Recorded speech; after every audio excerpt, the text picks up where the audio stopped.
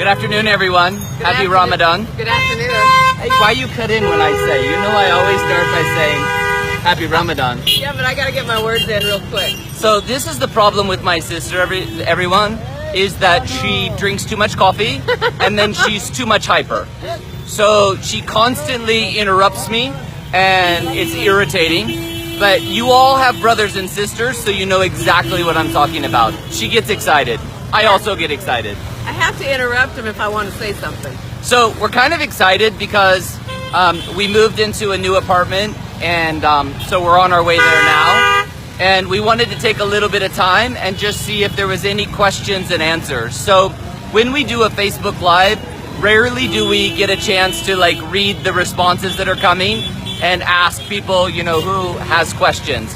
So what we wanted to do when we're on our way to our new apartment was just ask you guys any questions or answers, any questions that you have for us, we'd be happy to answer. So we're gonna let the video feed roll in the middle of traffic coming across the Benani Bridge and just see what do you guys have to say.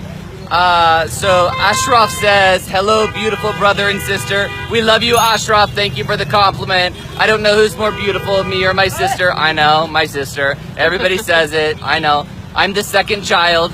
So what else do we have? So guys, let us know what questions you might have. Anybody have any questions for us? Hey guys, you're on Facebook Live. Assalamu alaikum. So they're gonna get really shy really quick. We're fine. Someone said, how are you? We're doing great. You're in Benani as well. Okay, so Shakil Parvez, we're gonna see you soon. We're coming across the bridge. Hopefully run out and say hello. Make sure that your questions are in English because we have a hard time reading it anyway because we're blind. So if we do this, it's so we can see it. So we're supposed to be doing question and answers, and my sister says to me, she's like, I can't see that far. It's not that far. So it's not that far. If I get the phone any closer, you'll see really how old she is. Oh, sorry, we're not supposed to talk about age. Okay, come on, you guys. What kind of questions do you have for us? So we haven't had any questions. Arafat, you're from Chittagong. You know, we're going to be in Chittagong. We're finishing the Mikko Challenge in Chittagong. We'll see you there. Mirpur. We were in Mirpur a couple weeks ago and our rickshaw broke. Yeah, it did. Yeah, do you remember that? Yeah, we were going to have dinner with our friend Johnny and his mother. Yep. And so our rickshaw broke down. Took us an extra 2 hours to find our way there. But everybody was really kind. Okay, I'm gonna scroll back here. We've got so Hassan Mahmood says, what does Mikko Foundation? Okay, so Mikko Foundation exists for the purpose of raising money for the impoverished people of Bangladesh. That's why we're here. So we raise money in America. All that money comes to Bangladesh, and where we can, we raise money here in Bangladesh as well, and all that money comes to charity. Mikko Foundation is 100% financed by myself. So we have a very low overhead, very low cost, and all the money we raise locally in America all comes back to Bangladesh. One of the questions was, are we going to build a team? So Randy, will you let them know when we're going to be able to build a team? So guys, we have Tanvir working for us, and he's just working over the summer, and he'll be moving to Canada. So we have him working on our team, and we'll be building out our team the next 6 to 12 months. So I know there's been a lot of people asking, you know, hey, when can I come and work for Mikko Foundation? Bear with us. Let us get organized, and then we'll have lots of openings. So thank you for that question. What else did you see? One of the questions is, why are we not helping Syria that really needs it right now? So there's a couple crises. It's a good question. Thank you for that. There's a couple international crises that already are here. One is Syria, and so one of the things that we're worried about is, you know, Mikko Foundation is new and we're just getting started, and you know, Syria is an international crisis. The UN is involved, UNICEF is involved, Red Cross is involved, my government is involved, everybody's government is involved. So that's a really hard thing for us to jump in and fix. but it doesn't mean that we won't try, and it doesn't mean we won't raise money for that. I think the impoverished people of Syria have a lot of problems and challenges.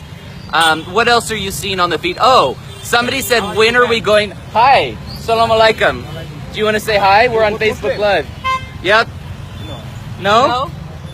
So one of the questions was, when are we going to announce the contest winner? That's a good question. Yeah, it's a good question. So we did a Facebook Live last week. We had a lot of voter discrepancies. So what we decided is we are going to, whichever t-shirt sells the most, white is the winner. It's the only way. We've had voter discrepancies from every single contestant, and so we think that that's the best way. So I made a bunch of t-shirts.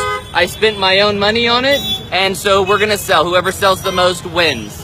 Right, and just a clarification, Randy doesn't mean that the discrepancies of the voting was by our contestants due to the different, our database and the Facebook auto likes. It didn't have anything to do with who did the artwork. Yeah, it wasn't a contestant issue. It was a systematic failure in the software, in both software. So we feel like this is the best way. What else do you guys have? Come on, tell me, what other questions do you have? We get thousands of messages on Facebook. Please let us know what you would like to know. We're happy to answer any questions. I know that a lot of questions have been, what else are we going to do? Who else are we going to help? All we can tell you is we are new and fresh, and we will help as many people as we can, but it's one person at a time. We can't fix everything. Right. We can't help in for everybody out there that needs the help. So if you can be patient with us and help support us, and yeah, just help support us and just be there to support us. I think that's what Paul is trying to say. Yeah. I think that there's a lot of messages that come through that ask, why aren't we doing more, and why isn't Mikko Foundation solving the Rohingya refugee problem? the world crisis. Yeah. Yeah, that's a world crisis, and it doesn't mean that we're not going to visit the camp and try to raise awareness, but on some of those international crises, it's really tough for a new organization. It doesn't mean that we don't have passion. I'm ready to go. I'm ready to fix it, and I'm ready to create awareness. Right. But some of those international crises are tough for a small company for us.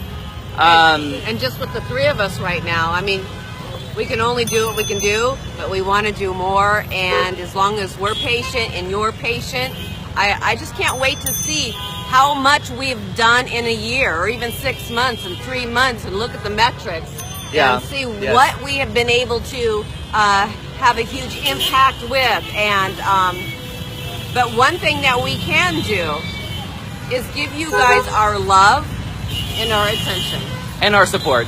Yes. 100%, we're here to support, to love, and to be there to raise money, awareness for the impoverished people of Bangladesh. Another question came in. Sorry, it scrolled as Paula was talking, but how to volunteer.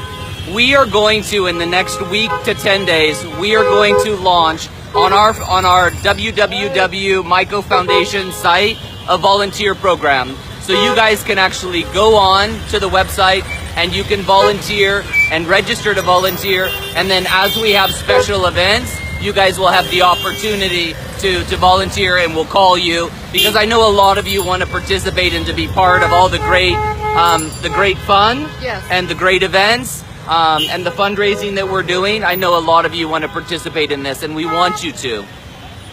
And I know he said 7 to 10 business days, but you know, we'll do the best that we can. I'm a severe optimist, so what I do is I'm like, yeah, we'll fix it in 2 days. And Paula's like, are you kidding me? That's priority number 98 on the list. Thank you.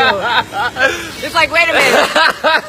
I got a list here. He just keeps adding to our list. I do. I wake up in the morning with 100 new ideas, and she's like, seriously, where does this fall on the priority list? So now I know that if he has a list of things that we've got to get done, I just go, okay, let's hit it one at a time. I know we're not going to make it through the list. Well, and I know that we're going to get through some of that list. Well, and I know they're not going to make it through the list because I have 100 new things to add to the list. Yeah, I know, but my heart's going, oh my gosh, how am I going to get this all done? So My sister is a taskmaster. She likes to complete everything. And I'm a good delegator, and I need people to delegate these jobs or these tasks to. Exactly. So I add to the list, and she tries to cross it off. Okay, what other questions? Okay, so there's one question here. I want to answer it. They asked, what is the price? Okay, so this comes from Rashid Rahman. Do you think the price of the t-shirt is too high? I mean, very less people will buy at 500 taka. That's a really good question. People will buy that with 500. Okay, people will buy it dresses and World Cup jerseys instead of that. Maybe only the participants are buying. You know, that's a really good question. So when we set the pricing, we compared it to the U.S. model and what we would charge in America. Yes. But at the end of the day, we're trying to raise money through the t-shirt sales to fund really great causes and really great charities here. I think that's a great question.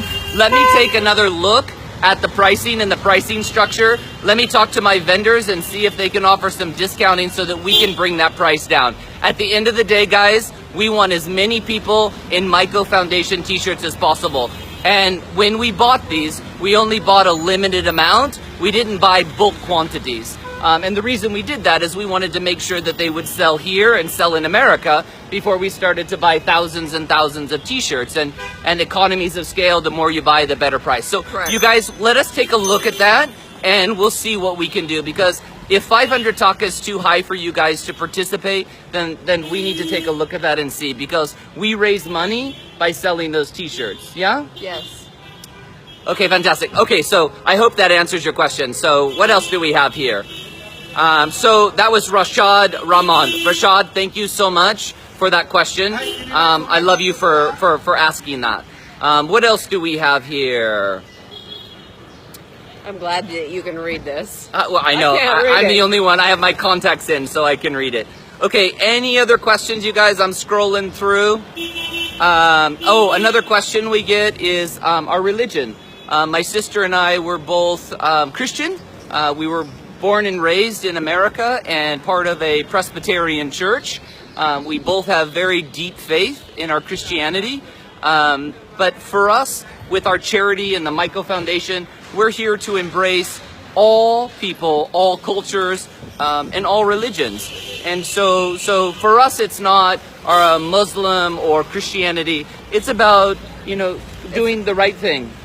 Being kind to people and loving people and relationships. Exactly. We have a really strong relationship with Jesus, and we do. We have a strong relationship with our Jesus, and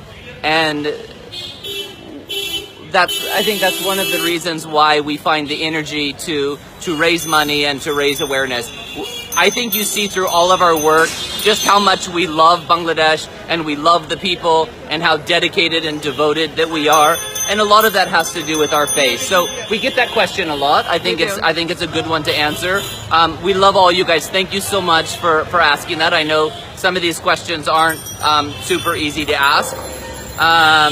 So I just got, so Nisat Chowdhury just asked me if I could take him to America. So we have a list of hey there, how are you?